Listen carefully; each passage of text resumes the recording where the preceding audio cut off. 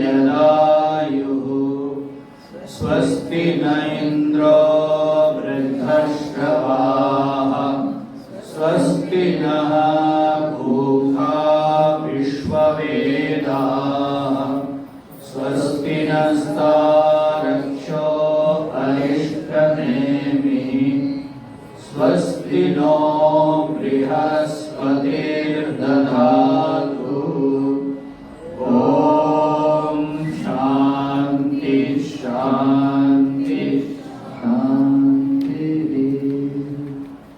ॐ यो ब्रह्माणं विदधाति पूर्वं यो वै वेदांश्च प्रहिणोति तस्मै तमहमेवमात्मबुद्धिप्रकाशम् मुमुक्षुर्वै शरणमहं प्रपद्ये। ॐ शान्ति शान्ति शान्तिः। ॐ नमो ब्रह्मादिभ्यो ब्रह्मविद्या सम्प्रदायकर्तृभ्यो वंशऋषिभ्यो महदिभ्यो नमो गुरुभ्यः। सर्वोपप्लवरहितः प्रज्ञानघनः प्रत्यगर्थो ब्रह्मैवाहमस्मि ब्रह्मैवाहमस्मि। ॐ शान्ति शान्ति शान्तिः। ॐ नारायणं पद्मभवं वसिष्ठं शक्तिं च तत्पुत्रपराशरं च व्यासं सुगं गौडपदं महान्तं गोविन्दयोगीन्द्रमथास्य शिष्यं श्रीशङ्कराचार्यमथास्य पद्मा पादं च हस्तामलकं च शिष्यं तं तोटकं वार्तिककारमन्यान् अस्मद्गुरुं सन्ततमानतोऽस्मि। श्रुतिस्मृतिपुराणानाम् आलयं करुणालयं नमामि भगवत्पादं शङ्करं लोकशङ्करं शङ्करं शङ्कराचार्यं केशवं बादरायणं सूत्रभाष्यकृतो वन्दे भगवन्तो पुनः पुनः। ईश्वरो गुरुरात्मेति मूर्तिभेदविभागिने व्योमवद्व्याप्तदेहाय दक्षिणामूर्तये नमः। अशुभानि निराचष्टे तनोति शुभसन्ततिं स्मृतिमात्रेण यत्पुंसां ब्रह्म तन्मङ्गलं परम्। अतिकल्याणरूपत्वात् नित्यकल्याणसंशयात् स्मर्तॄणां वरदत्वाच्च ब्रह्म तन्मङ्गलं विदुः।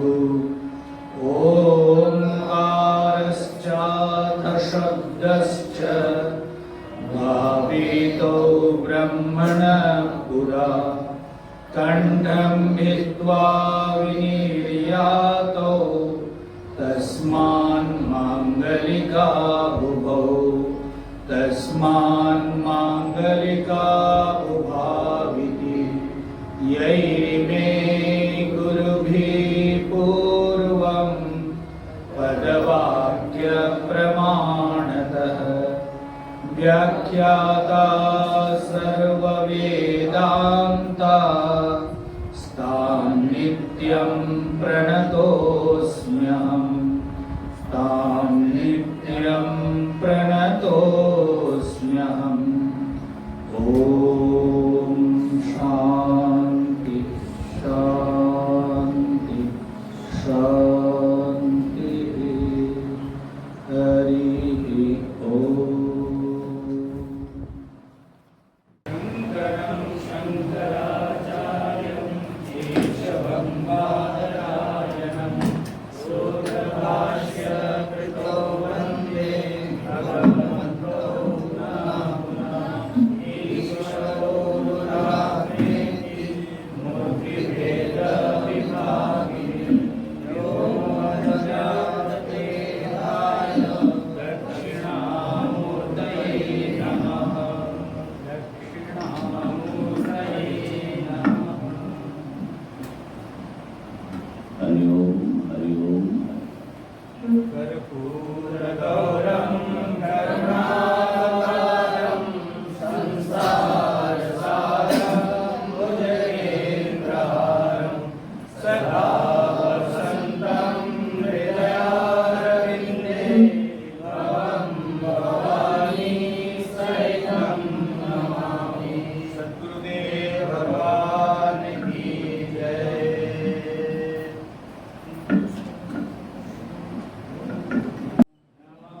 कमलनाभाय नमस्ते जलसाहिने नमस्ते केशवानन्द वासुदेवो नमोऽस्तुते।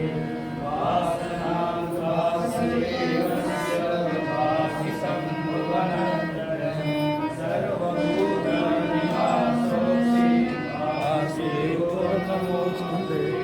शङ्करं शङ्कराचार्यं केशवं बादरायणं सूत्रभाष्यकृतो वन्दे भगवन्तो पुनः। ॐ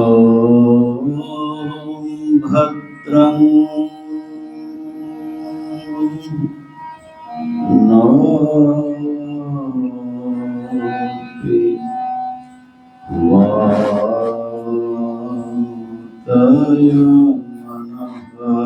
मनः।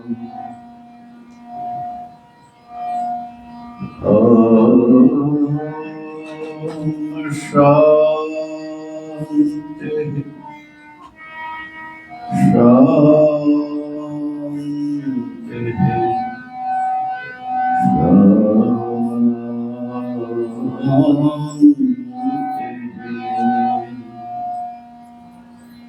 थोड़ा सा और बढ़ेगा।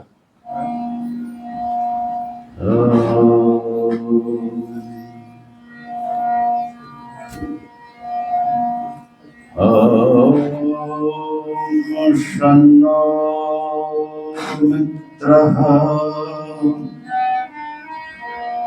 शं वरुणः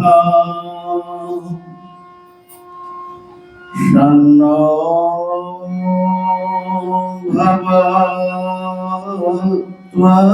भवत्वर्यमा शन्न इन्द्रो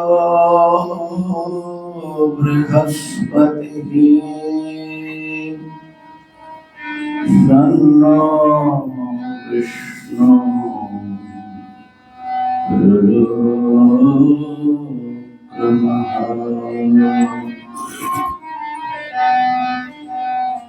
नमो ब्रह्मणे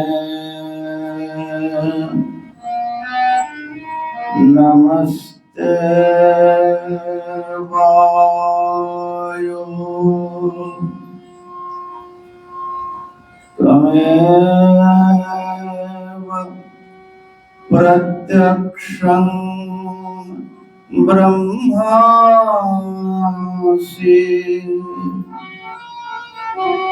त्वामेव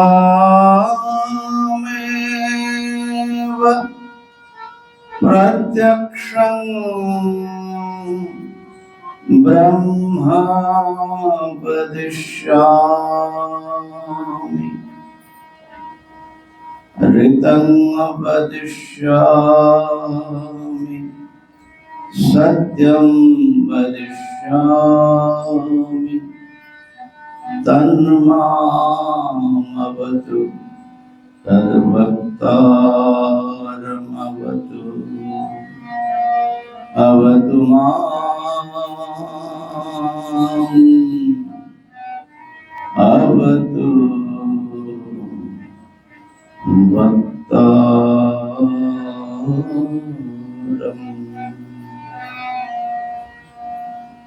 ॐ शान्तिः शान्तिः शान्तिः।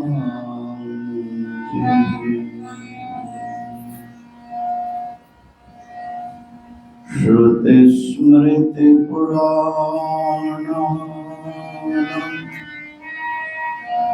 आलयं करुणालयं नमामि भगवत्पादं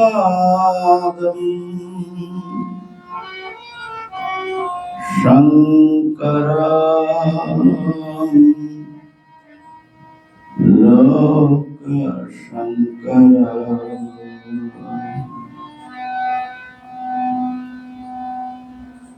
ईश्वरो गुरुरात्मेति मूर्तिभेदविभागिने व्योमवद्व्याप्तदेहाय दक्षिणामूर्तये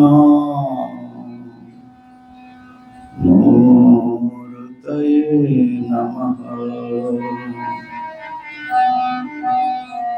ॐ शान्तिः शान्तिः शान्तिः। हरि ओम हरि ओम हरि ओम।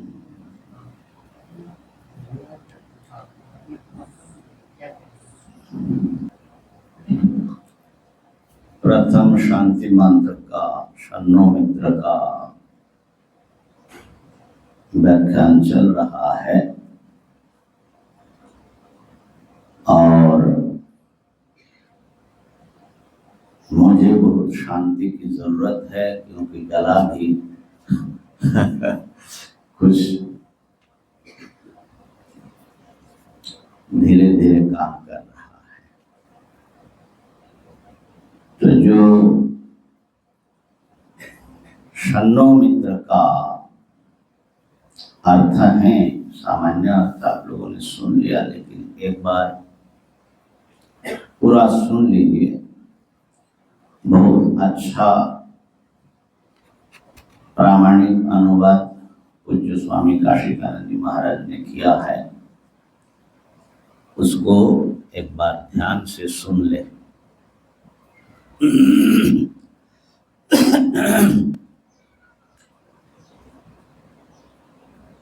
मित्रः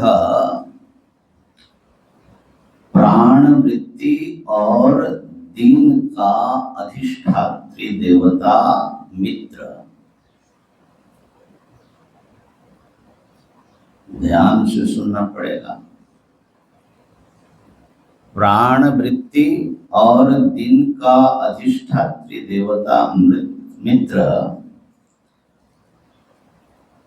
हमारे लिए ना माने हमारे लिए श्रम मंगलमय भवतु हो। अपान वृत्ति तथा रात्रि का अधिष्ठात्री देवता वरुण हमारे लिए सुखकारी हो।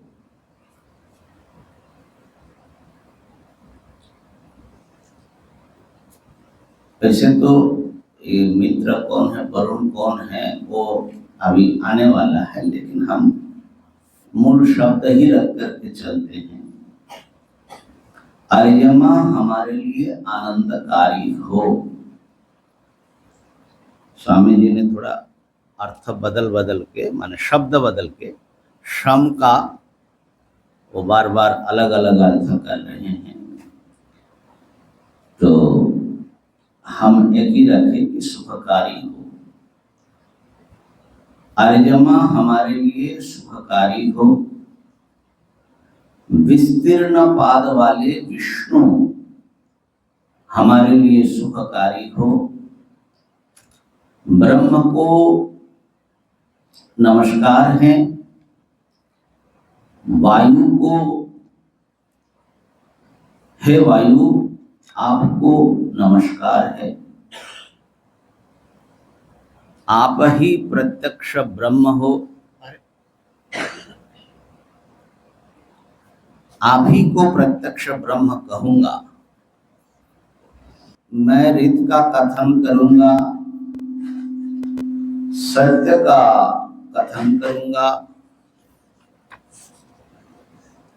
वो वायु मुझे रक्षा करे और वो वक्ता की, माने हमारे गुरु की रक्षा करे। मेरी रक्षा करे और हमारे आचार्य की रक्षा करे। ओम शांति ही शांति ही शांति ही। विद्या में विघ्न स्वरूप आध्यात्मिक, आदि भौतिक और आदि दैविक क्लेशों की शांति हो। ऐसे मंत्र का अनुवाद भी बड़ा कठिन है। क्यों? हमारे जो अनुवादक है वो व्याख्यान करने लग जाते हैं इसी में ना। तो इसमें जो मित्र हैं, वरुण है, अर्यमा, इंद्र, बृहस्पति और विष्णु, इन देवताओं को हम प्रार्थना कर रहे हैं कि वे हमारे लिए शुभकारी हो, हमारे लिए मंगलमय हो। इन देवताओं का स्वरूप अभी आने वाला है। और फिर ये सारे देवताएं जिस एक देव तत्व के अंतर्गत है, जिसे हम लोग वेदांत में हिरण्यगर्भ कहते हैं, ब्रह्मा जी कहते हैं। गीता जी में अधिदैवत पुरुषश्चाधिदैवतम, जो लोग गीता जी पढ़ते हैं, वो कहा है। उनको भी हम नमन कर रहे हैं और उनको हम प्रत्यक्ष ब्रह्म बता रहे हैं। आप हमारी रक्षा करें और हमारे आचार्य की रक्षा करें। तो यह है मंत्र। इस पर जो भगवान भाष्यकार ने संक्षिप्त भाष्य लिखा है उसके आधार पर व्याख्यान करूंगा। परंतु जो देव तत्व हैं, इसमें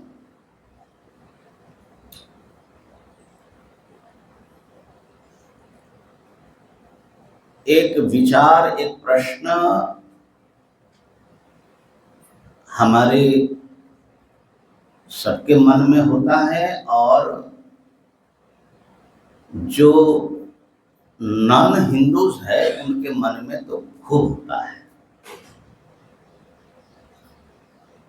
कि इतने सारे देवताओं की पूजा हिंदू लोग करते हैं।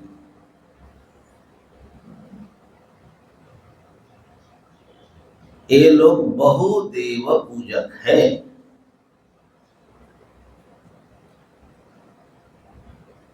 और फिर उन देवताओं की मूर्ति भी गढ़ते हैं और मूर्तियों में भी पूजा करते होते, अलग से उत्पाद है उनके लिए। परंतु हमारे लिए भी प्रश्न होता है कि हम लोग 33 करोड़ देवताओं की पूजा करते हैं। इसका क्या मतलब है? एक भगवान की पूजा करो,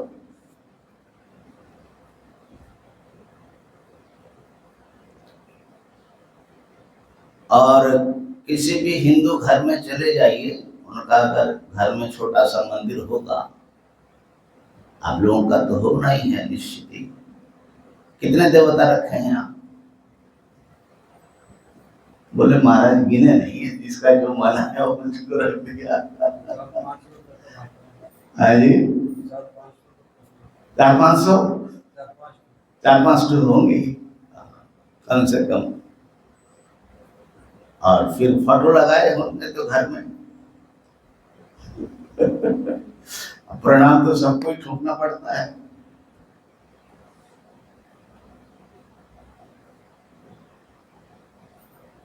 तो हमारे मन में भी प्रश्न आता है। तो प्रश्न ये होता है कि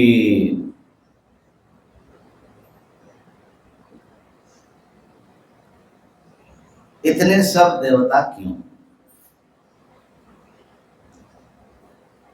अच्छा, हमारे भी कुछ लोग ऐसा बोलते हैं कि भाई खास करके कुछ बने ये कृष्ण भक्त लोग ज्यादा बोलते हैं, हमको माने ऐसा सुनने को ज्यादा आता है कि आप लोग ये शाखा प्रशाखाओं में पानी डालते हो, जड़ में पानी डालो तो सब जगह पहुंच जाता है, और वो जड़ है कृष्ण, बाकियों में क्यों पानी डालते? ये गौड़ीय मत वाले, इस्कन वाले, ये लोग बहुत इसका, और हमारे हिंदू लोगों के पास भी इसका ठीक ठीक उत्तर नहीं है, और बेचारे छोड़ भी नहीं सकते, और मन ही मन ये सब जो है चलता रहता है। तो इसलिए मुख्य बात यह है कि हमारा जो देव तत्व है, देवता का जो स्वरूप है, उसके विषय में बहुत विचार है शास्त्रों में, लेकिन वो जनता तक नहीं पहुंच पाती है। बल्कि आचार्य लोग भी कई बार इतने सांप्रदायिक कट्टर होते हैं तो वो लोग वही स्प्रेड करते रहते हैं।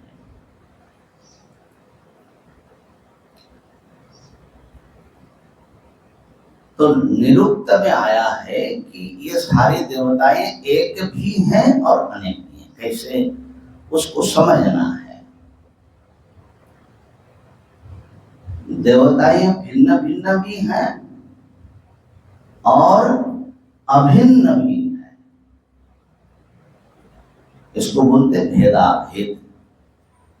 भेदाभेद की प्रतिपत्ति करते हैं वैदिक विद्वान, ऐसा निरुक्त में आया। सरल भाषा में कही कि एक परमेश्वर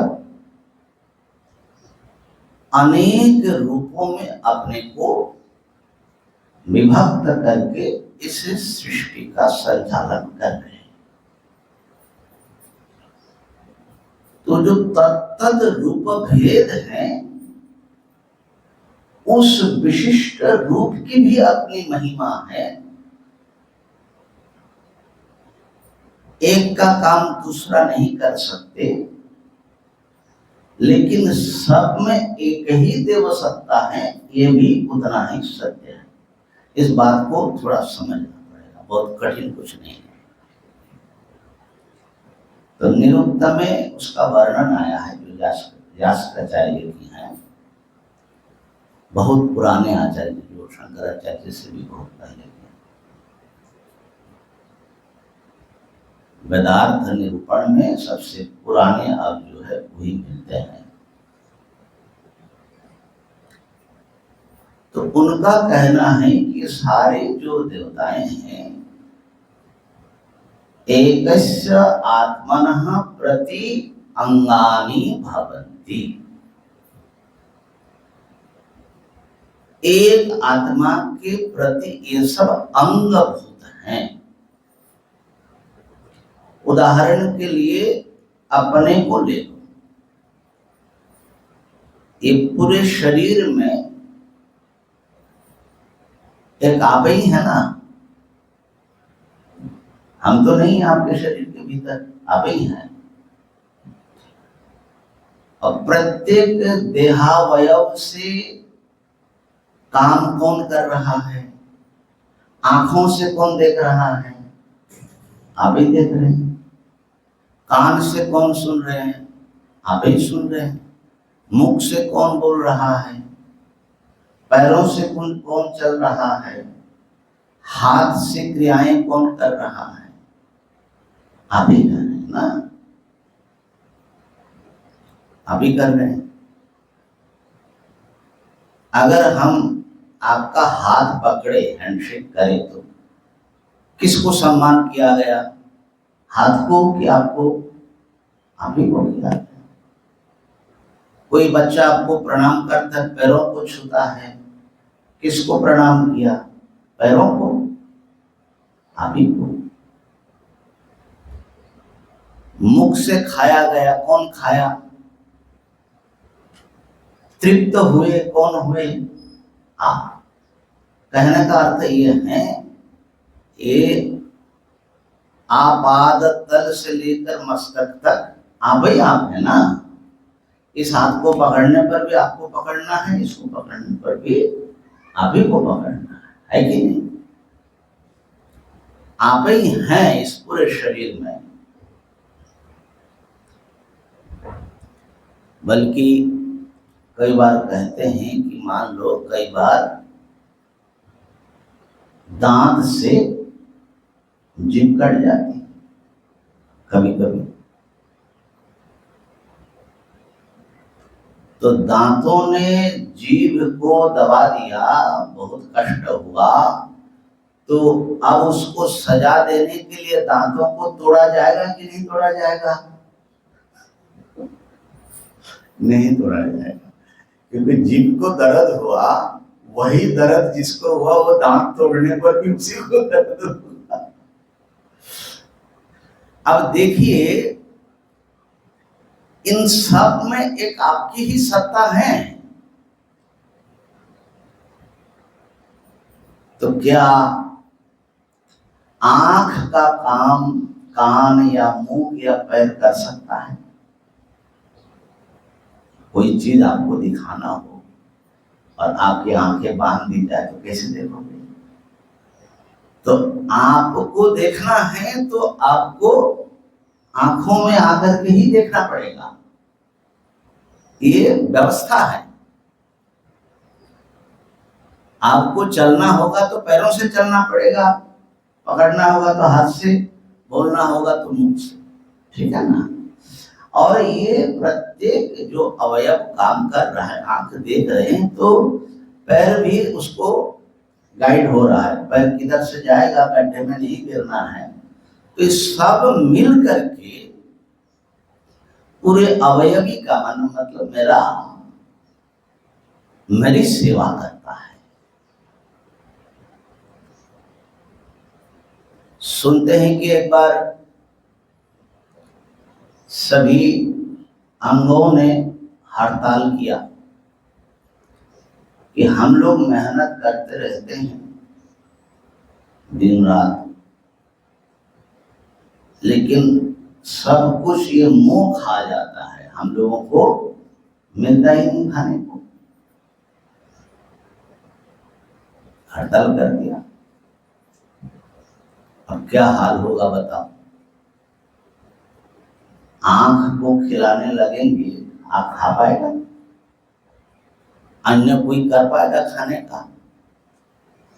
तो मुंह ने कहा ठीक है, हम नहीं खाते हैं, तुम लोग भी तो नहीं खा रहे। पता लग जाएगा, थोड़ी ही देर में पता लग गया कि सब सूखने लगे। सब आकर के मुंह को कहा महाराज आप खाते ही जाइए, उसी से हमारा कल्याण।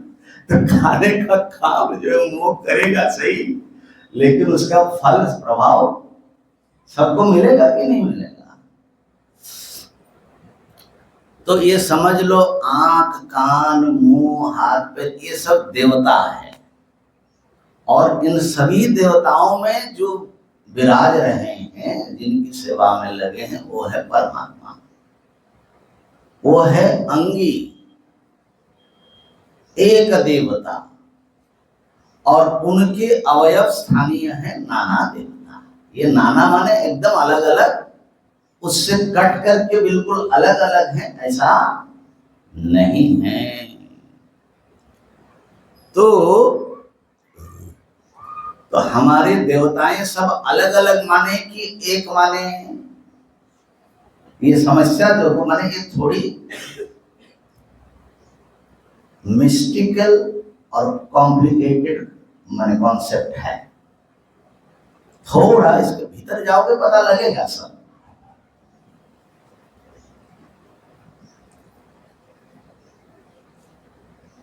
तो एक की अनेकता या अनेकों में जो एक सत्ता है, इसको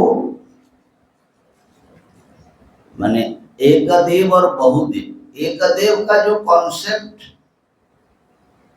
तथाकथित एकेश्वरवादी धर्मों में है, जैसे क्रिश्चियनिटी में, इस्लाम में, जुदाइज्म में, वो एक ही को मानते हैं, किसी और को मानते नहीं है। इतनी बात नहीं है, और को जो मानते हैं उनको जो है वो अपनी बात मनवाने के लिए हर प्रकार से उद्यत रहते हैं। उनको लगता है कि इससे हमारे अल्लाह की या गॉड की त्योहीन होता है, ब्लास्फेमी होती है जब आप किसी और को पूजन करते हैं, ठीक है ना। उसी से इतनी सारी कटुरता। ये दो धर्म जो है, धर्म क्या कहे, रिलीजियन, जो ईसाइयत है और इस्लाम, ये खाली अपने भगवान को मान करके ही संतुष्ट नहीं है, दूसरे भगवानों को मिटाने की जिम्मेदारी भी उनके खुदा ने इन्हीं पर डाल दिए हैं। बेचारे इसलिए करते रहते हैं बहुत प्रयास। तो उनका जो, थोड़ा ध्यान देना, ये बात हम ज्यादा बढ़ाएंगे नहीं, उनका जो एक भगवान या अल्लाह या गॉड जो भी कहो, वो अनेक देवता या अनेक स्पिरिट के ऊपर एक राजा जैसे बैठे हुए हैं, ठीक है। और हमेशा उनको ये चिंता रहती है कि हमारे जो है कुर्सी न खींच लिया जाए, इसलिए वो बार बार निर्देश देते। उनके ग्रंथ पढ़ोगे कि जो दूसरे की पूजा करता है फॉल्स गॉड और ट्रू गॉड, तो उनको क्या करना चाहिए, उनका क्या सजा होगा, वो अनंत नरक में जाएगा, आदि आदि। तो ये जो है उनकी गॉड की स्थिति है। और हमारे यहाँ हमारे भगवान की क्या स्थिति है, हम जिसे भगवान मानते हैं। गीता जी में भगवान श्री कृष्ण ने कई बार ये बात बताया, यो यो याम याम तनु भक्ताः श्रद्धयार्चितुमिच्छति, भक्त्या श्रद्धयार्चितुमिच्छति तस्य तस्य अचलां श्रद्धां तामेव विदधाम्यहम्। जो भी व्यक्ति आराधना करने वाला जिस भी देवता को या जिस स्वरूप को श्रद्धा पूर्वक अर्चना करने की इच्छा करता है, मेरे ख्याल से 9वें अध्याय में होगा शायद, या तो 7वें में होगा, जो जान 9वें में शायद होगा। तो हमारे भगवान क्या करते हैं, उनको नरक में नहीं ले जाते हैं और नहीं उनका गला कटवाते हैं। तस्य तस्य अचलाम श्रद्धाम तामेव विदधाम्यहम्। उसी देवता के प्रति उनके श्रद्धा को मैं स्थिर कर देता हूं, अचल बनाता हूं। अब देखिए, मैंने दृष्टि का जो फर्क है वो समझना बहुत जरूरी है। अरे महाराज ऐसा क्यों करते हैं आप?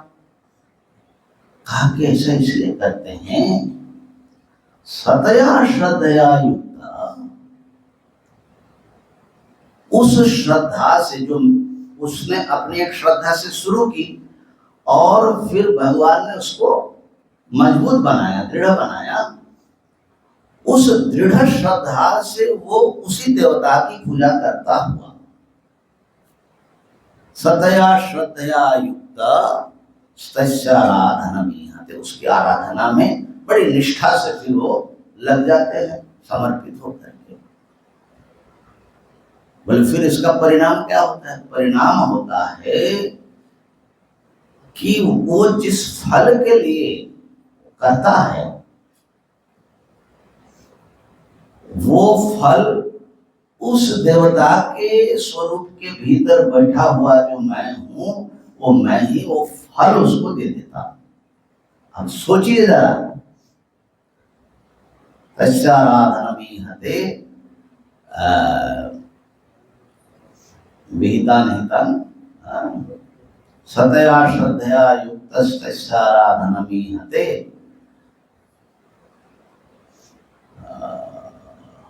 मयैव विहिता निहिता लभते च ततः कामान् मयैव विहिता निहिता, और उससे वो मेरे ही द्वारा निर्धारित किए गए उन फलों को प्राप्त करता है।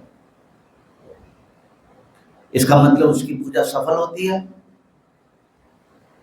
तो कहा कि फिर आपका और उसका संबंध क्या हुआ उस देवता का?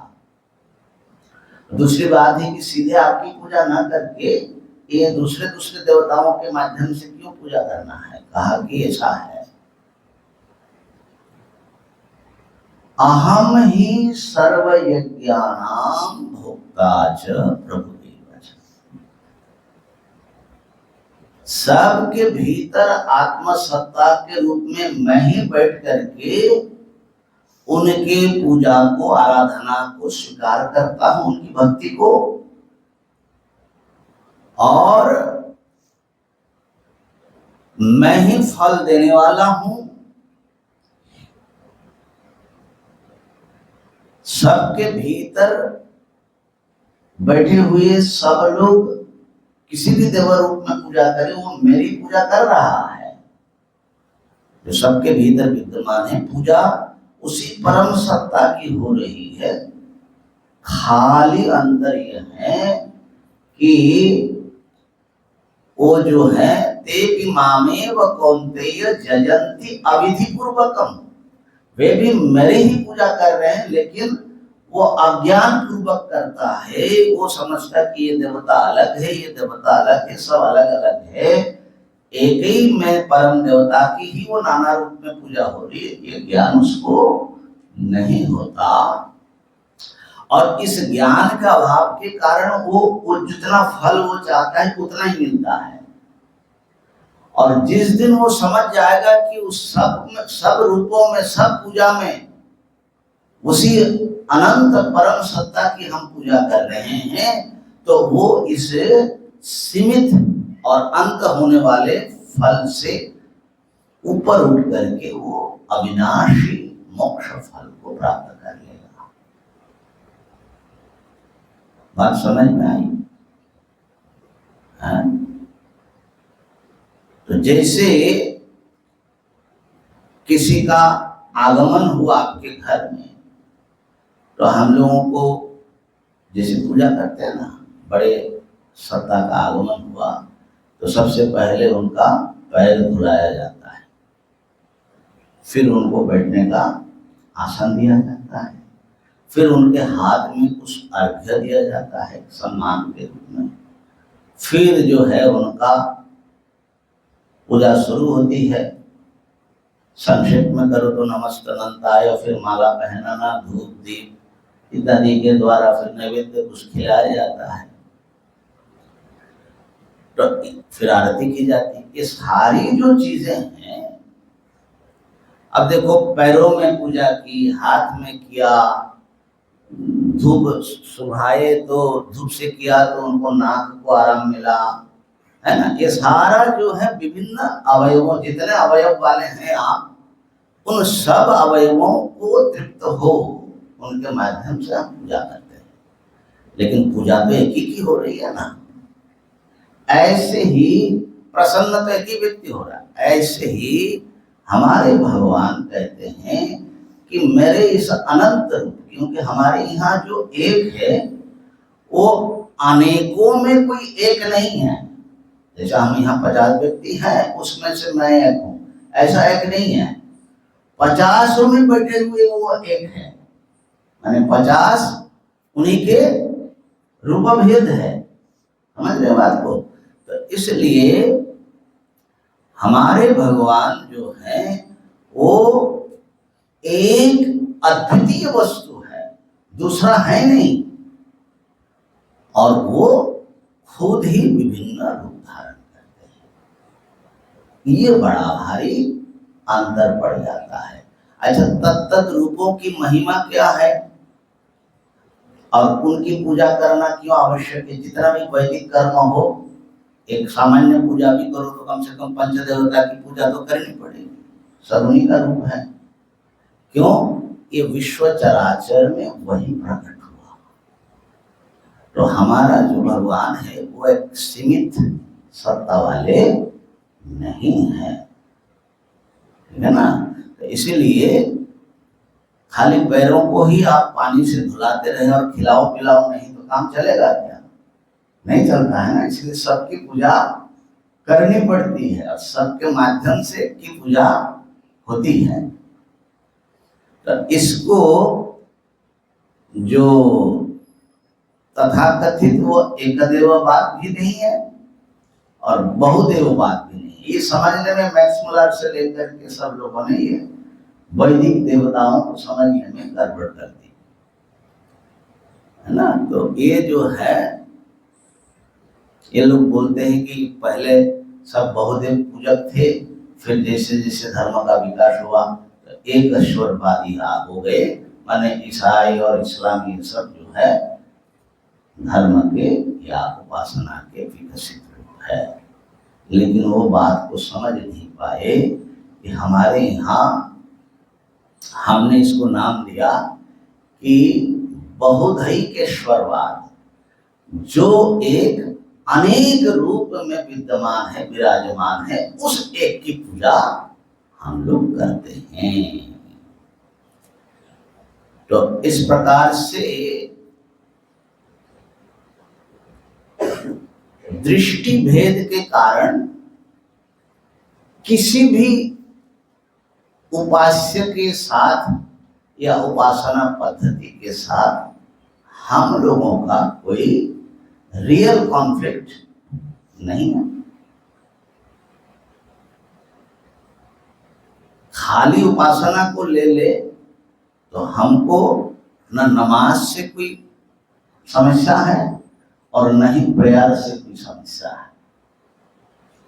क्यों? कैसे भी करे हम जानते हैं कि परमात्मा एक है, उन्हीं की वो आराधना कर रहे हैं।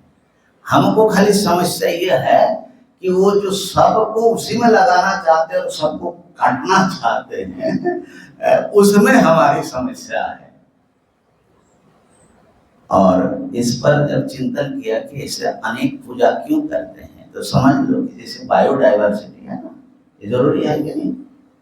इतने जीवन की जो विचित्रता है, ये हमारे लिए आवश्यक है कि नहीं? खाली इस दुनिया में इंसान रहेगा तो चलेगा क्या? नहीं चलेगा ना, सब प्राणी चाहिए ना। तो जैसे बायोडाइवर्सिटी आवश्यक है, ऐसे ही ये देवडाइवर्सिटी माने अनेक देवता की आवश्यकता है। इसलिए कोई विश्वकर्मा पूजा में कोई जो है कुल्हाड़ी का पूजा कर रहा है, कोई मशीन की पूजा कर रहा है, कोई परेशानी नहीं है, क्यों? उसमें वही परम सत्ता की शक्ति वही प्रिंसिपल उस मशीन में भी काम कर रहा है। कोई पत्थर की पूजा कर रहे, कोई गंगा जी की पूजा कर रहे, कोई पर्वत की, कोई सूरज की, कोई धरती की, कोई चंद्र की। ये सर्वत्र जो है डिवाइनिटी विद्यमान है, उसकी रिकॉग्निशन केवल और केवल हमारे वैदिक ऋषियों ने किया। इसलिए उनका वो उद्घोष है जो बार बार आप लोगों ने सुना भी होगा, एकम सत विप्रा बहुधा वदन्ति।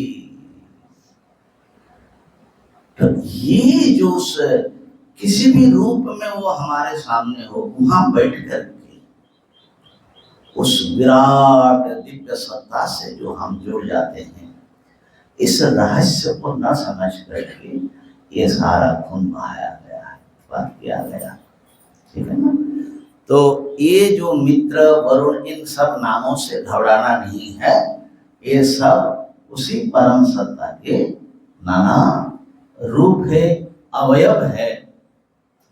और बल्कि जो एक विधि बनाई है कि इनकी भी आहुति दे, उनको भी आहुति दे, उनको भी दे। अब जहाँ तक 33 करोड़ है, ये तो 33 करोड़ की जगह पर अगर अनंत संख्यक देवता हो तो हमको क्या समस्या, बल्कि है ही है। तो हमारे हिसाब से प्रत्येक व्यक्ति में वही जो हमारे में जो जीवन है, वो क्या हम जी रहे हैं क्या, माने हम अपनी ताकत से जी रहे हैं क्या? कौन शक्ति हमारे भीतर जीवन के रूप में है, कौन शक्ति हमारे भीतर चेतना के रूप में है? तो कहीं भी आप उस परम सत्ता को पूजा कर सकते हैं। इसलिए जो ब्रह्मज्ञानी हो जाते हैं ना, तो वो क्या है, शुनि चैव स्वपाके च पंडिता समदर्शी। चाहे कुत्ता हो, चाहे चांडाल हो, चाहे ब्राह्मण हो, चाहे ब्रह्मज्ञानी हो, सब में उसी को देखते हैं। तो ये हमारी देववाद है, इसको ध्यान में रख करके चलोगे तो ज्यादा झंझट नहीं होगा। अब आइए यहाँ पर जो मित्र वरुण ये सब नाम लिया, तो ये भेद जो हो रहे हैं ना, वही सत्ता है, लेकिन जो थोड़ा थोड़ा भेद हो रहे हैं, उनका गुण शक्ति एक फॉर्म इन सब भेदों से हो रहा है। जैसे आंख और कान में भेद हो रहा है ना, तो वो भेद जो हो रहा है, भले ही वो बाहरी हो, भीतर से सब एक ही चैतन्य सत्ता के ही अंतर्गत है। तो भेद को थोड़ा समझ करके हम आगे बढ़ेंगे। इस पर भगवान भाष्यकार ने क्या भाष्य किया, मैंने कहा था कि तैत्तिरीय उपनिषद के प्रथम मंत्र ही ये है, शन्नो मित्र, ठीक है ना, प्रथम अनुवाद। तो वहां पर भाष्यकार जो लिख रहे हैं, पहले उसको सामान्य रूप से पढ़ लेते हैं।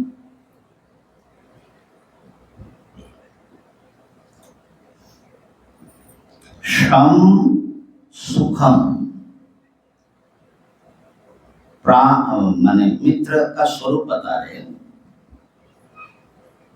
प्राण वृत्तिर अन्नश्च अभिमानी देवतात्मा। हमारी जो प्राण की वृत्तियां चल रही है और जो दीन है, दिवाभाग है, इसके अभिमानी जो देवता, माने इतने का वो कंट्रोलर के रूप में जो देव सत्ता है, उनका नाम है मित्र देवता। अभी हम इस पर और थोड़ा विचार करेंगे, अभी खाली सामान्य अर्थ सुन लीजिए।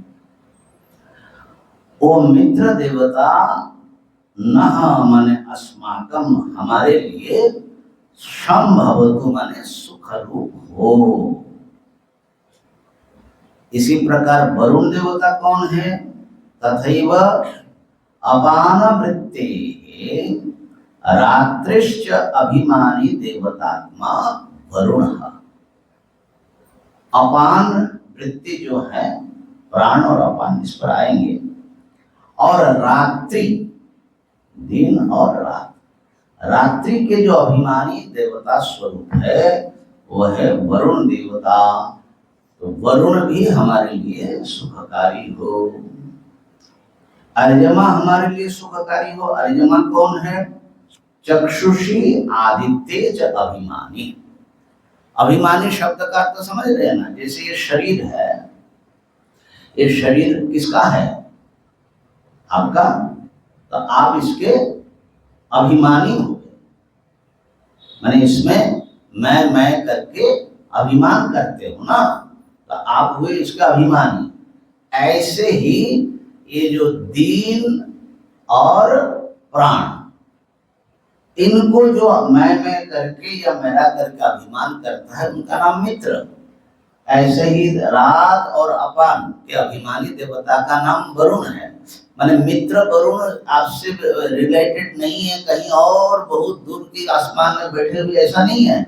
यहाँ जो काम कर रहे हैं आपके शरीर में, मन में, इंद्रियों में, उसकी बात हो रही है। इसी प्रकार अर्यमा जो है चक्षु और आदित्य के अभिमानी देवता है, वो भी हमारे लिए सुखकारी हो। और इंद्र जो है ना, वो बल के देवता है। ऐसे तो देवराज है और उसको बलभृत भी बोलते हैं। बल के बिना तो कोई काम होगा नहीं। तो बल के अभिमानी देवता इंद्र हैं। और बृहस्पति, ये बृहस्पति हमारे वाक और बुद्धि है ना, समझ की, इनके अभिमानी देवता का नाम है बृहस्पति। इसलिए उनको देवगुरु भी कहा जाता है। वो भी हमारे लिए सुखकारी बने। और विष्णु भगवान का विशेषण दिया उरुक्रमः, विस्तीर्ण क्रमः, जिनका स्टेप, पैर जो फैलाते हैं बहुत बड़ा पैर फैलाते हैं। विस्तीर्ण क्रमः कौन है? पादयोर अभिमानी।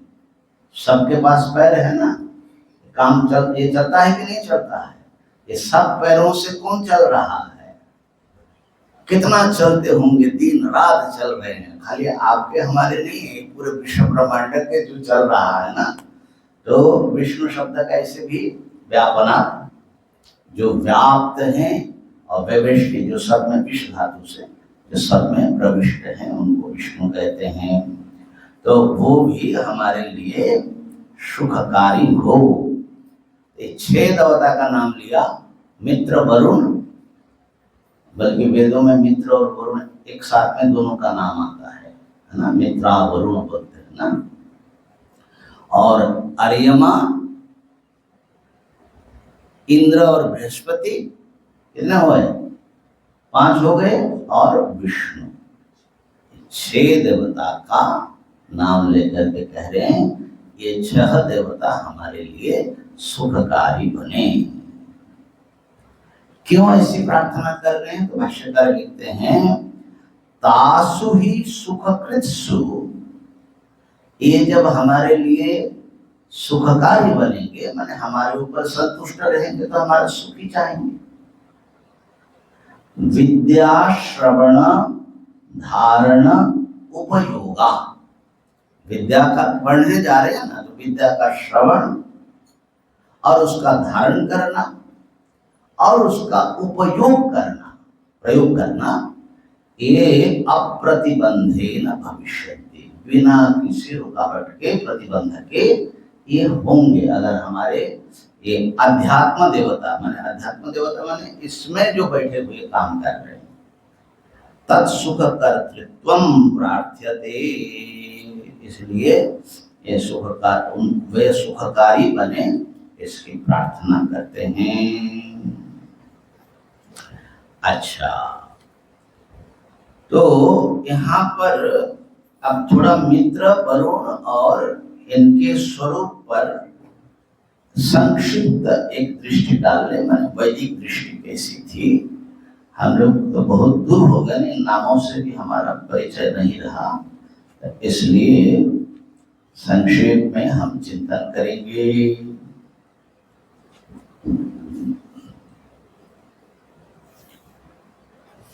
अच्छा, ये जो भाष्यकार ने लिखा कि विद्या के श्रवण, धारण और उपयोग, ये अभी थोड़ा सा सुन लीजिए। आनंद गिरि जी ने इसको स्पष्ट किया। श्रवणम, सुनना क्या है? गुरुपाद उपस्वर्पण पूर्वकम वेदांतानाम तात्पर्य अवधारणम। खाली सुनने भर का नाम श्रवण नहीं है। गुरु के चरणों में, चरणों के पास जाना, पाद उपसर्पणम, और जो वेदांत है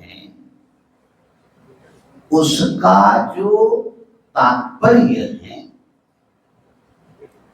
उसके उपदेश का जो मुख्य बात है, उसका अवधारण माने निश्चय करना। अर्थात गुरु के पास, ये एक दिन का बात नहीं कर रहे, गुरु के पास बैठ करके सुनते सुनते, प्रश्न उत्तर होते होते होते होते, तो ये वेदांत शास्त्र, उपनिषद, गीता जी और ब्रह्मसूत्र भी साथ में है, ये सब किस बात का प्रतिपादन करते हैं, किस तत्व का प्रतिपादन कर रहे हैं, क्या बोल रहे हैं, तब इसको बोलते तात्पर्य।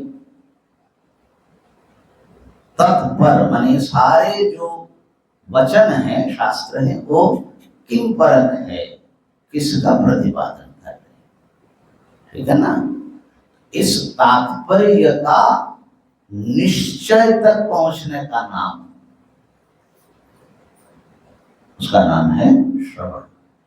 ध्यान में आई बात? माने यूं समझ लो कि जैसे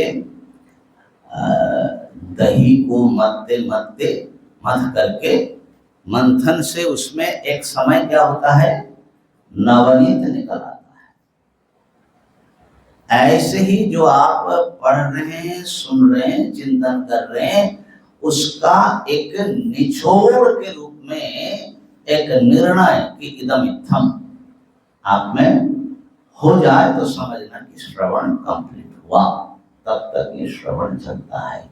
इसलिए ये श्रवण जो है अनेक जन्मों तक चलता है। थोड़ा थोड़ा थोड़ा थोड़ा स्पष्टता, थोड़ी थोड़ी स्पष्टता आती जाती है। तो इसलिए श्रवणम, ठीक है। तो ये श्रवण जो है बिना विघ्न बाधा के हो जाए, हम निचोड़ तक पहुंच जाए, इसके लिए इन सभी देवताओं को उनका अनुग्रह हमारे ऊपर होना चाहिए कि नहीं होना चाहिए।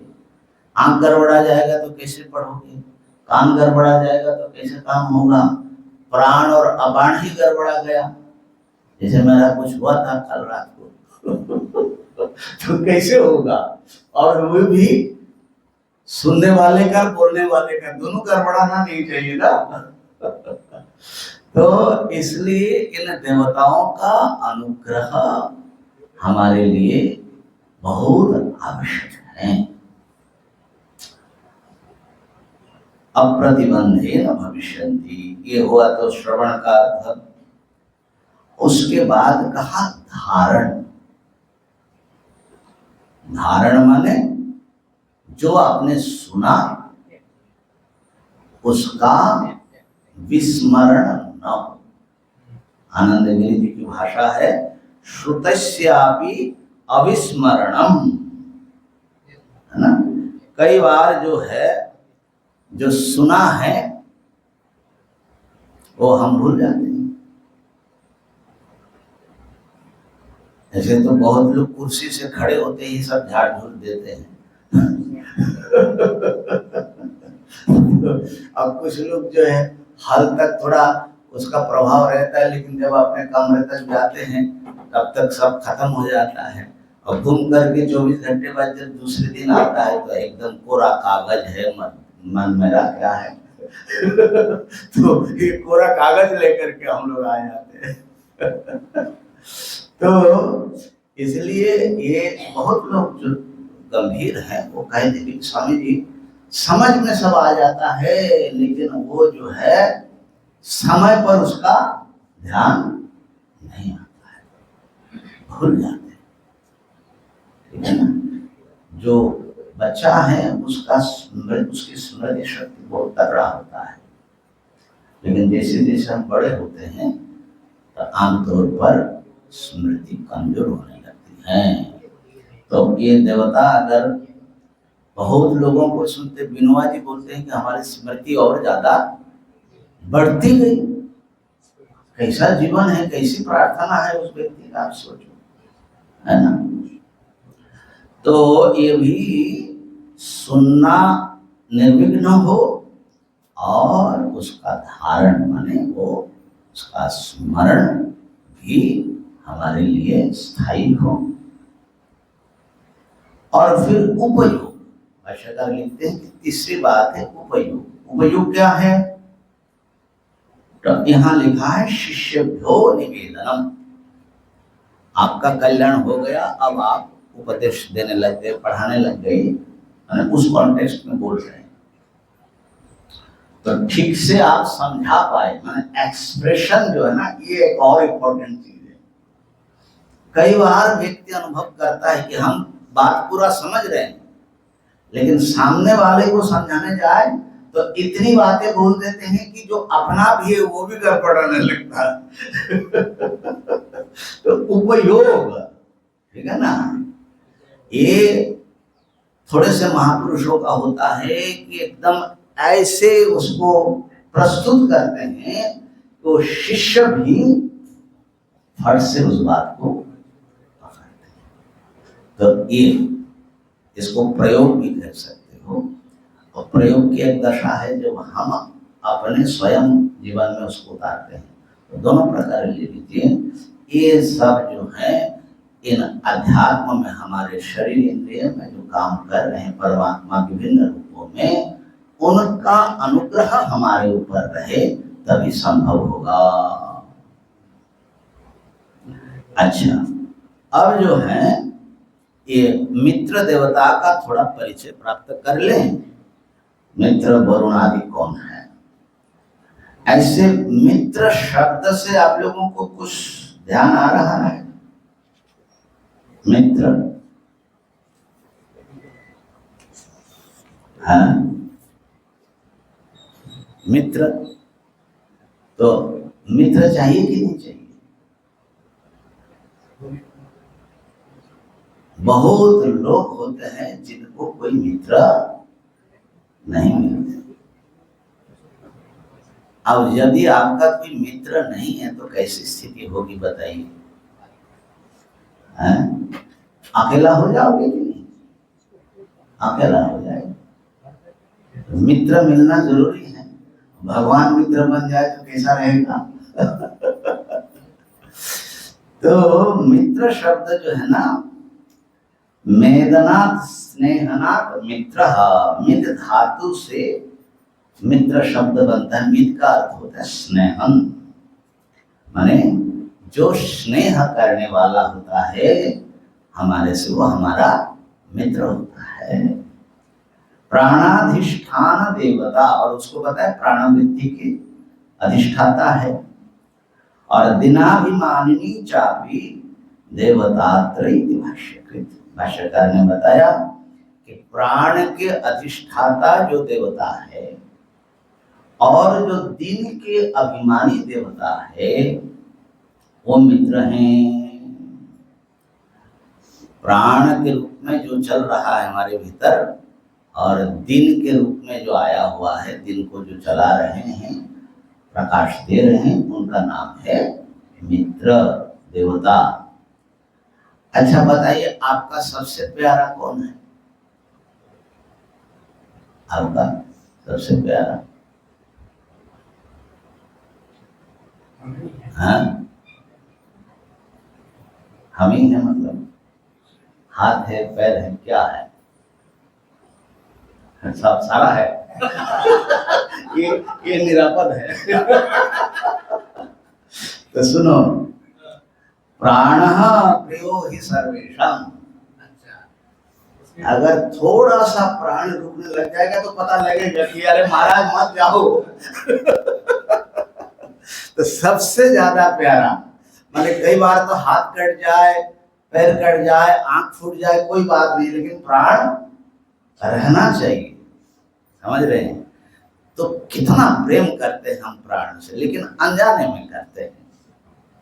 असल में ये देवताओं से हमारा एक स्वाभाविक संबंध है और प्रेम है, लेकिन वो कॉन्शियसली नहीं होता है, हमको कॉन्शियसली करनी है। समझ रहे हैं ना? तभी पूजा होती है।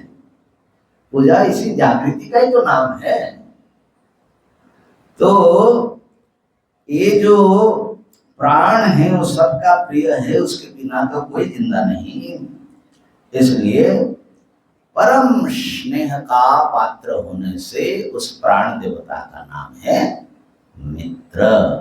वो हमसे प्रेम करता है, हम उनसे एकदम माने क्या बोलते हैं कि अनकंडीशनल प्रेम करते हैं, है ना? अच्छा, इसी प्रकार दिन से भी हमारा प्रेम है। दिन तो उसी मित्र देवता का शरीर समझ लिए सब, है ना? स्वरूप बताया ना, दिन के अधिष्ठाता अभिमानी देवता। तो दिन होगा तो हम सारे काम कर सकेंगे ना। दिन की हम प्रतीक्षा करते हैं कि नहीं, बड़े चाव से कब दिन होगा। और खास करके कई बार रात में जब रोग वोग बढ़ता है या नींद नहीं आती है तो हम प्रतीक्षा करते रहते हैं कि जल्दी जो है सवेरा कब होगा। ठीक है ना? तो हाँ, ये भी बात है। तो इस प्रकार से ये जो है प्रिय होने से इनको मित्र कहा। अच्छा,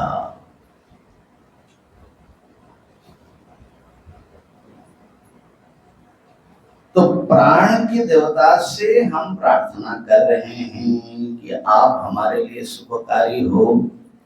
प्राण अगर हमारे ऊपर प्रसन्न होगा, प्राण देवता, तो क्या होगा? तो फिर हमारे दीर्घायुष्य प्राप्त होगा। प्राण काम करते रहेंगे और दीर्घ जीवन की सबको चाहिए कि नहीं चाहिए?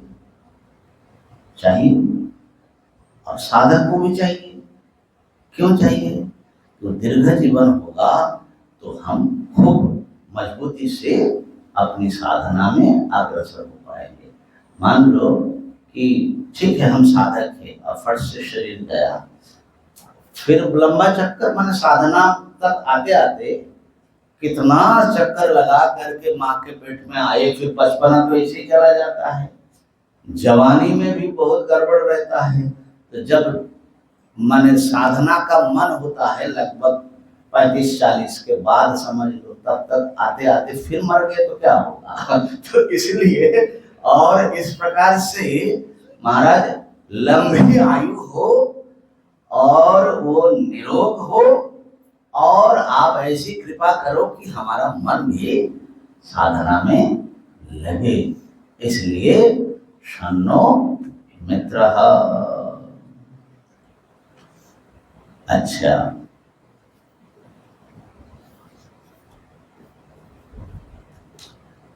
अब जो है मित्र देवता जो है उसको मित्र का काम करते हैं।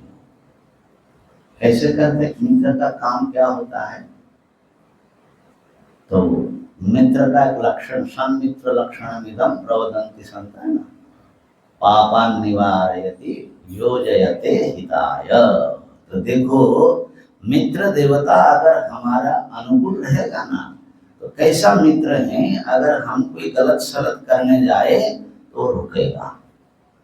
पापान निवारयति तो है मित्र देवता, आप मुझे गलत काम से रोक देना।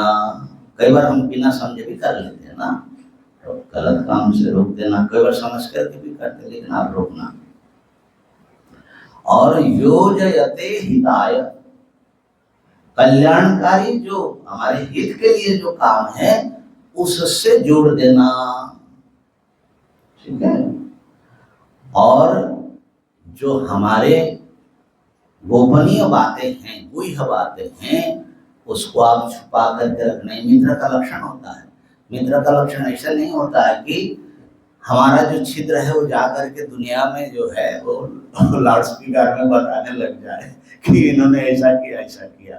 तो मित्र जो है वो गुह्यान गुहयति है ना, और गुणान प्रकटी करोति, जो पॉसिबिलिटीज है, गुण है, उसको प्रकट करते, ठीक है। और जब महाराज विपत्ति आती है, संकट आता है, बल्कि कहा ही जाता है कि संकट में ही मित्र का पहचान होता है।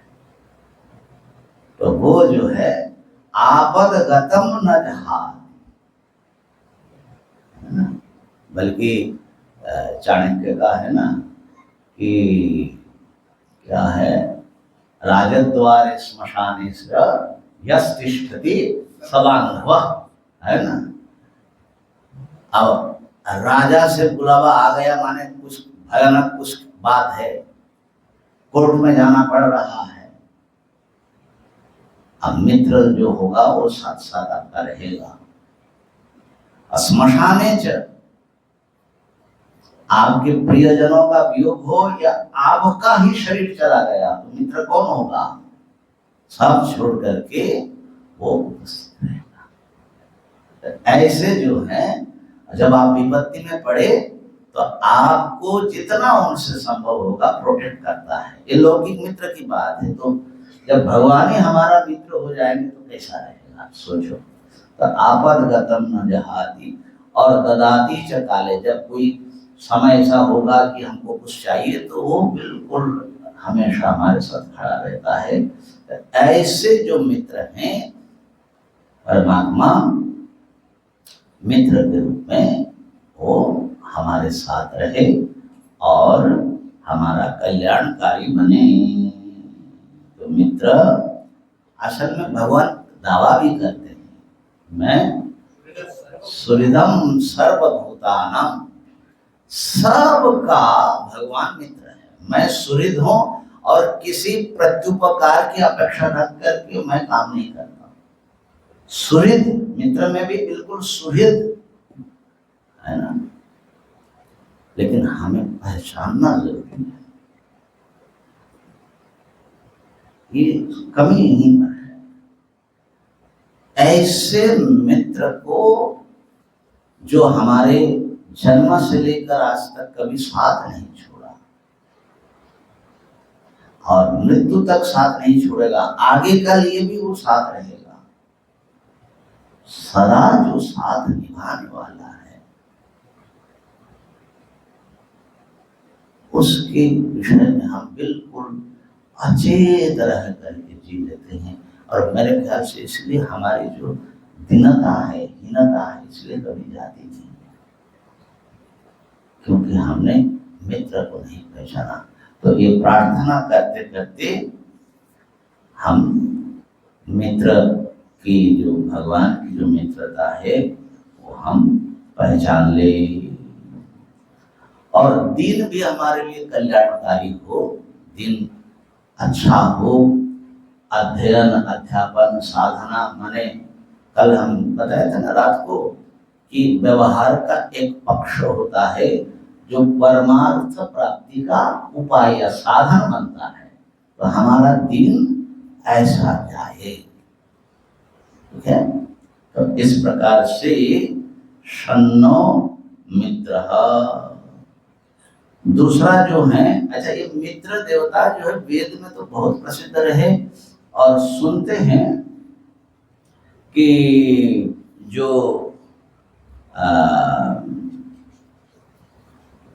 ये जो मिस्र है ना, इजिप्ट, उधर जो है मित्र उपासना, सूर्य उपासना, सूर्य का एक रूप है मित्र। तो मित्र उपासना बहुत प्रचलित थे और ऐसा मानते हैं वो लोग जो राजा आदि हैं, रामेसिस और क्या क्या, जो शुरुआत में, ये सब सूर्य के वंशज है। जैसे हमारे यहाँ राम जी सूर्य वंश के है ना, हमारे यहाँ क्षत्रियों का दो शाखा है, एक सूर्य वंश एक चंद्र वंश, ठीक है ना। तो वो सूर्य वंश के सूर्य उपासना, बल्कि ये क्रिश्चियनिटी का संडे से कोई संबंध नहीं था। ये रविवार असल में रवि की उपासना होती थी, मित्र की, और ये मिस्र से लेकर के उधर इजराइल और उस तरफ खूब फैला था, ठीक है। तो वो मित्र उपासना इतना प्रबल था, तो बाद में जब धीरे धीरे लोग क्रिश्चियनिटी में कन्वर्ट हुए, तो क्रिश्चियनिटी ने इस दिन को उन्होंने अपने प्रयास के लिए चुन लिया, नहीं तो कोई संपर्क बनेगा नहीं। ये उन्हीं के विद्वानों ने ही ये सब कहा। तो ये मित्र उपासना वेद में बड़े प्रसिद्ध थे। हम लोग अब धीरे धीरे, चूंकि हम दूसरे ढंग से करते हैं, अभी छठ आने वाला है ना, तो सूर्य भगवान की उपासना आएगी। तो सूर्य का एक रूप मित्र, मित्र जो है प्राणाधिष्ठात्री देवता है इस रूप में। तो अब उसी के जोड़े हैं शम वरुण। वरुण देवता ये कौन है? आमतौर पर माना जाता है कि वरुण जो है जलाधिष्ठात्री देवता है, ठीक है ना। लेकिन यहाँ पर भाष्यकार ने लिखा जो हमारे अपान वृत्ति है और जो रात्रि है, उसके अधिष्ठाता देवता का नाम है वरुण। और उनको वरुण नाम क्यों पड़ा? जैसे मित्र नाम पड़ा स्नेह के कारण। वरुण नाम, वरुण शब्द का अर्थ पहले शब्दार्थ सुन लीजिए। भक्तानां वर्णादेशा पापानां वारणादपि इप्सार्थतो वरयते इप्सितार्थ प्रदत्ततः। ये जो वर्णार्थक वर धातु है उससे ही वरुण बना है। तो वरुण क्यों कहा जाता है? क्यों? भक्तों को वरण करता है, भक्तों को वो रक्षा करता है, वर्णार्थ, ठीक है ना। माने उनको अपनाता है अपने भक्तों को और उनको ऊर्ध्वगामी करता है, ऊपर ले जाता है। अब पापानां वारणात्, अभी पाप से वो वारण भी करता है, इसलिए भी वरुण है, माने अंदर भावित नीच है। और जो वर का एक अर्थ होता है ना कि वर देना, हम लोग वर बोलते हैं ना, तो जो हम चाहते हैं इप्सितार्थ, उसका वर देने वाला होने से इनको वरुण कहा जाता है। तो अपान वृत्ति और रात्रि के अधिष्ठाता देवता हैं। अब ये दोनों को जोड़ करके थोड़ा सा इसकी महिमा हम समझ लें। देखो हमारे शरीर में ऐसे तो पंच प्राण कहा जाता है, माने शरीर तो प्राण रहेगा तभी तो शरीर सारा काम करेगा, इतना तो निश्चित ही है। तो मुख्य दो भाग है, प्राण और अपान। इसलिए अपाने जो हति प्राणम प्राणापानम तथा प्राणापान है ना, ऐसा सब समाप्त। सब जगह प्राण और अपान की महिमा होने से इन दोनों को ही मुख्य रूप से लिया गया। बाकी जो अन्य तीन है समान उदान व्यय, वो सब प्राण वृत्ति के भीतर ही डाल सकते हैं। मैंने क्या होता है, शरीर में दो क्रिया चल रही है। एक संचयन की क्रिया, संचयन अंग्रेजी में क्या बोलते हैं? संग्रह की है?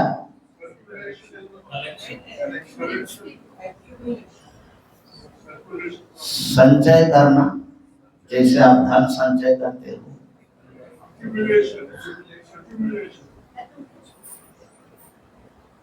चलो जो पूरा भाव आ तो नहीं रहा इसमें।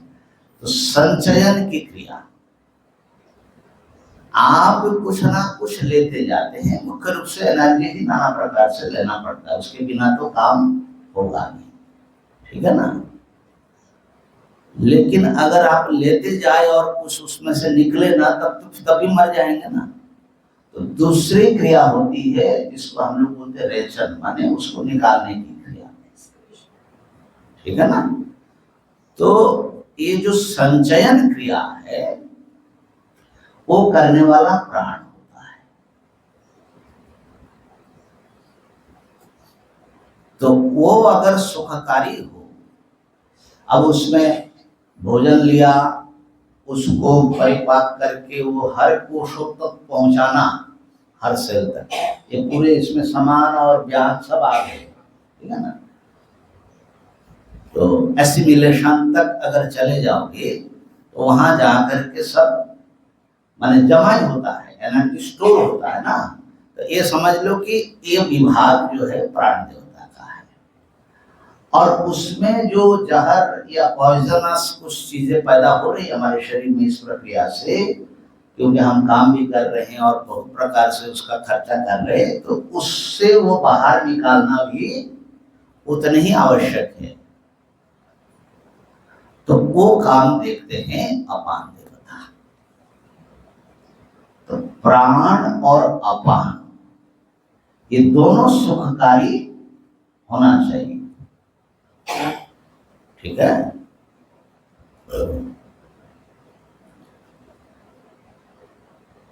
रेचन क्रिया देखने वाला, तो ये दोनों हमारे लिए सुखकारी हो, प्राण अपान। और सबके भीतर जो प्राणापान चल रहे हैं और उनकी एक समष्टि ले लो, माने देव सत्ता में जाओगे तो समष्टि तक पहुंचने पड़ता है।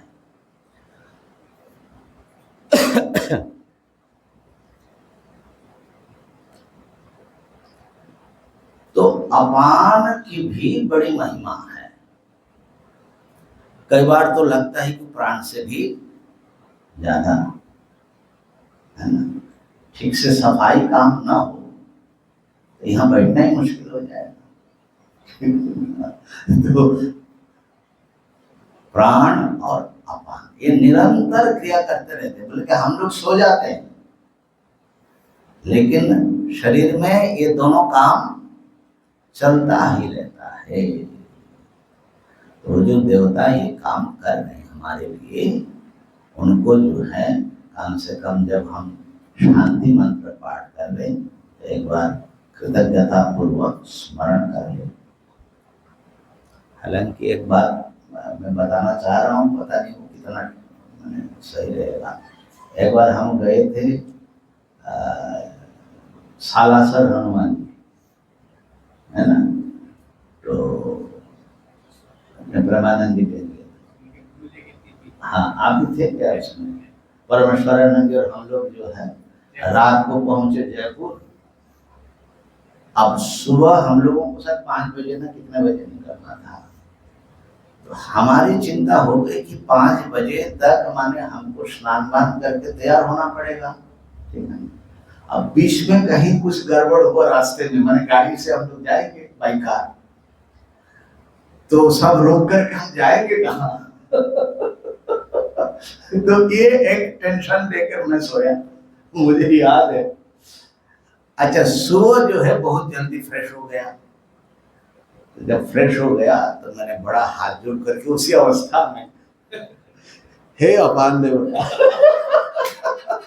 बड़ी कृपा आपकी महाराज, आज जल्दी जल्दी कर। तो देखो ये ऐसे तो सुनने में हंसी आती है, लेकिन कितना महत्वपूर्ण चीज है। जिस दिन वो कुपित रहते हैं ना, उस दिन पूरा दिन माने खराब हो जाता है ना। अपने परमेश्वरानंद जी सुनाते थे, बड़े महाराज जी थे ना विष्णुदेवानंद जी, तो वो बाद में थोड़ा विस्मरण सा हो गया था उनका, लेकिन बहुत सारे बड़े बड़े महापुरुषों ने उनसे अध्ययन किया, लोग उनको ब्रह्मज्ञानी ही समझते थे। तो सब लोग एक समय पर उनसे मिलने के लिए जाते, प्रणाम करने, मैंने वो मंडलेश्वर की गद्दी छोड़ दिए थे। स्वामी जी आप कैसे हैं? बोले महाराज बस बाकी सब ठीक है लेकिन पेट साफ नहीं हुआ। वही जो है वो जो भी चाहे, बोले बाकी सब ठीक है लेकिन पेट साफ नहीं हुआ। तो समझ लो कि पेट साफ होना कितना इम्पोर्टेंट है। तो ये प्राणपान की बात है भैया। खाना भी महत्वपूर्ण है और उसका रेचन होना भी। जहाँ ड्रेनेज सिस्टम आप लोग आए तो हम इतना घबराए हुए थे सब लोग जो व्यवस्था देख रहे हैं, एक ऊपर से ही बह रहा है महाराज, है ना। तो कैसे कैसे सोहम और कमल मिल करके वो डोजर वाले इंजीनियर फलाना पकड़ पकड़ करके लाए। तो देखो आप लोगों को शायद पहले एक दो दिन में उतना पता भी नहीं लगा, थोड़ा ये लगा कैसा, लेकिन ये चलता रहता तो क्या हाल होता। तो ऐसे ही सिस्टम है हमारे शरीर में। तो ये प्राण और अपान भगवान देखते हैं। और सांसों की तरफ जाओ तो हकारेण बहिर्जाति सकारेण विषयत्व ना, हंस हंस इति मंत्र, हंसः सोहम, ये मंत्र हमारा चल रहा है। एक बार भीतर आता है, एक बार भीतर आता है। इसके साथ जोड़ करके जो अपने मंत्र को जोड़ देते इष्ट मंत्र को, उसको जो है बहुत जल्दी सिद्धि मिलती है, उसका मन बहुत जल्दी एकाग्र हो जाता है। तो इस प्रकार से, और रहा दिन और रात। दिन में हम लोग सब चीजों को जितना हमारी इंद्रिया जा पाती हम देख पाते हैं, कर्म भी कर पाते हैं। तो दिन जो है वो कर्म का काल है, कर्म काल है। लेकिन रात क्या है? विश्राम का, ठीक है ना। वो भी आवश्यक है कि नहीं? विश्राम का काल है। इसलिए युक्ताहार विहारस्य युक्त चेष्टस्य कर्मसु युक्त स्वप्न, विश्राम भी सही मात्रा में होना आवश्यक है। तो दिन भी चाहिए, रात भी चाहिए हमको। दिन ही दिन हो, रात हो ही ना, उसमें बड़ी समस्या है। और रात ही रात हो, दिन ना हो, मैंने ये सब द्वंद्व है, जोड़े जोड़े में काम करते हैं, ठीक है। दूसरी बात क्या है, रात कई प्रकार की होती है। अपने वेद में तो रात्रि सूक्त है, रात्रि के लिए स्तुतियां लिखी है। देखो कैसे रात आ रहे हैं और रात्रि सब पेड़ पौधे पशु पक्षी सबको सुलाते हुए आ रहे हैं। रात्रि को एक देवी के रूप में भी माना, माने माँ का है। और फिर वो आकर हमारे आंखों में बैठती है, बच्चा सो जा सो जा सो जा, है ना। फिर हम कहाँ चले जाते हैं कोई पता आता नहीं, ठीक है। तो वरुण देवता जो है, माने रात्रि की जो अधिष्ठात्री देवता है, वो थोड़ा ज्यादा मिस्टिकल है। रात में क्या क्या होता है पता नहीं, लेकिन जब सुबह उठते हैं ना तो एकदम तरोताजा हो करके आ जाते हैं, ठीक है। ऐसा ही, ये तो डेली रात्रि की बात हुई, जीवन का भी एक रात आता है।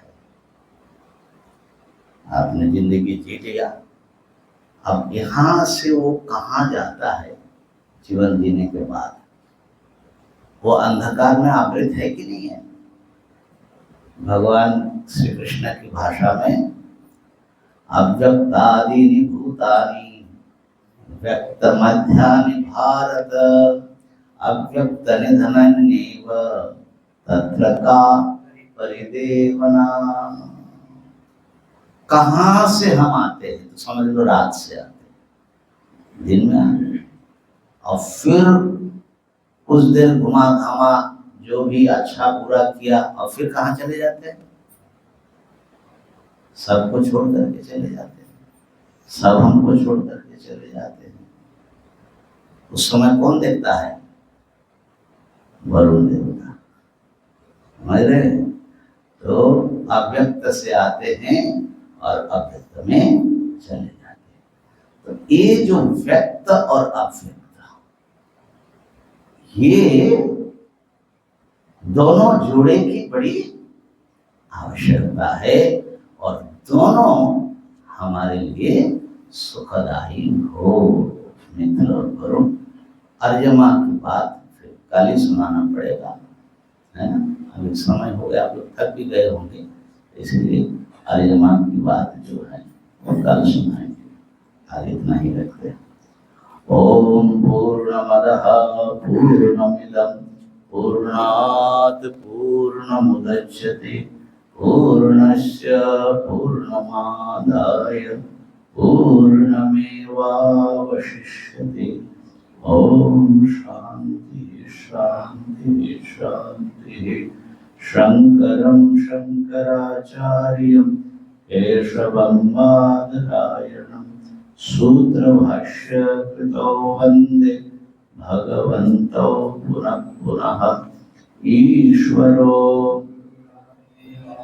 मूर्तिभेद विभागिने व्योमवद्व्याप्तदेहाय दक्षिणामूर्तये नमः। ओम शांति शांति शांति। ओम ब्रह्मा